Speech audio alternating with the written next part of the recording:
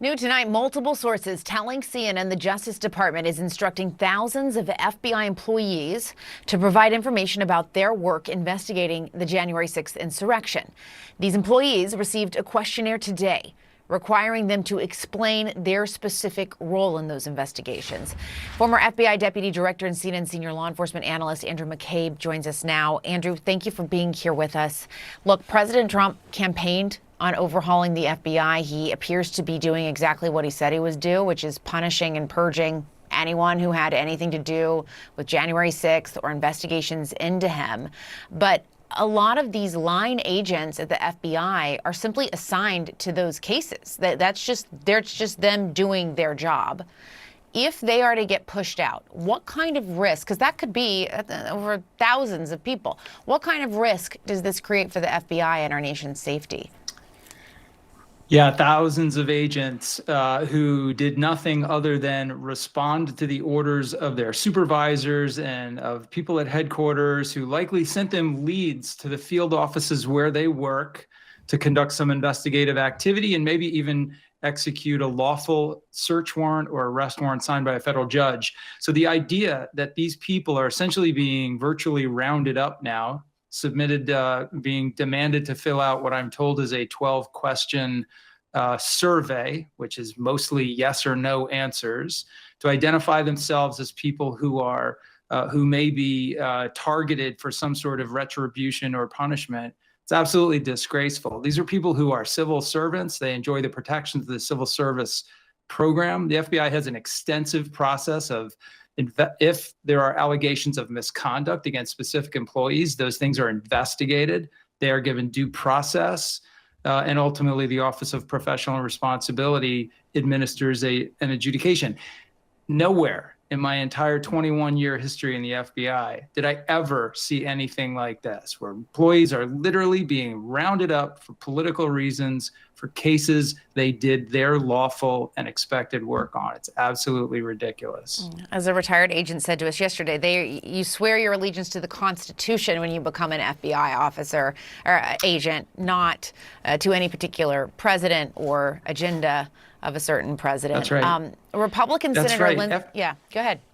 Yeah, I just wanted to say, agents do what the law and their supervisors command them to do. And 4 years ago today, 2 agents in the Miami field office, Agent Alpha and Agent Schwarzenberger, were doing exactly that when they tried to execute a lawful search warrant at the residence of a child predator. And they were killed for doing that work. That's the kind of work that FBI agents stand up every day, raise their hand and do, according to the FBI priorities and their responsibilities under their jobs and according to the law. And to think that they're being retaliated against like this is just it's outrageous.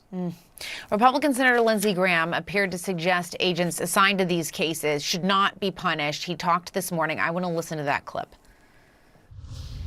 Now, if you're an agent working on a January 6th case or some other case and you were assigned to do it, and you shouldn't be punished just for doing your job. Do you think that's how this will shake out?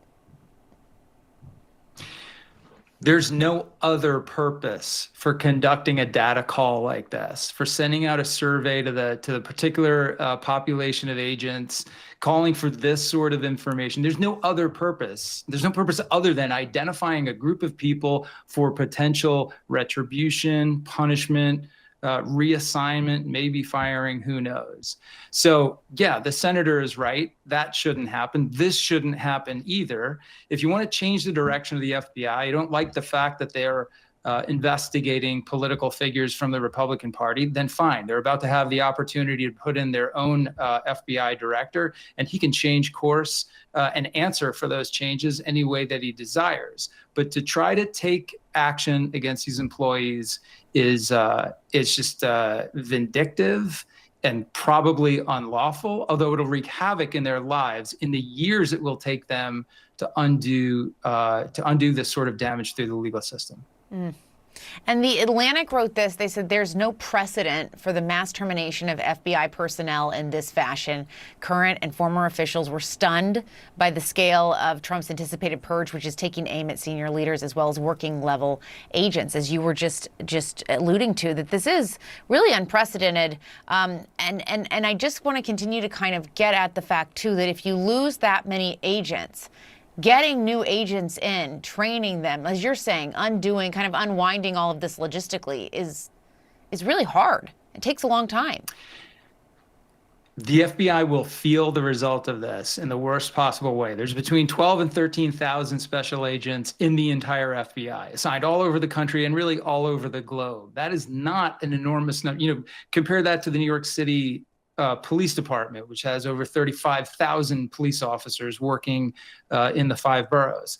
So that number of FBI agents, if you take 1,000 agents or several hundred agents out of that number, you are critically understaffing programs like crimes against children, like terrorism, like counterintelligence.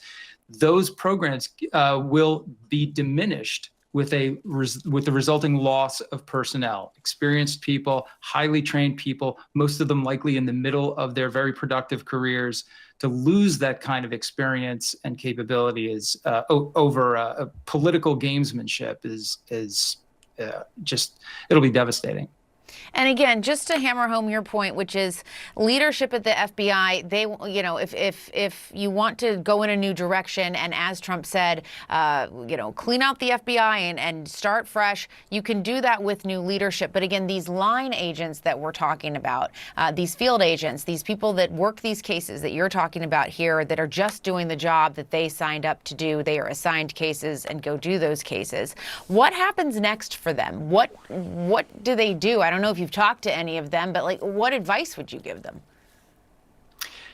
You know, the advice I would and have given some folks is to stand your ground, continue going to work, doing the work that you treasure, the work that the American people rely on you to perform. Follow the law, follow the directions that's given to you by your supervisors, and demand on due process. Make no explanations or give any statements about how or why you conducted the work you did on those cases, except that they were assigned to you and you did your job.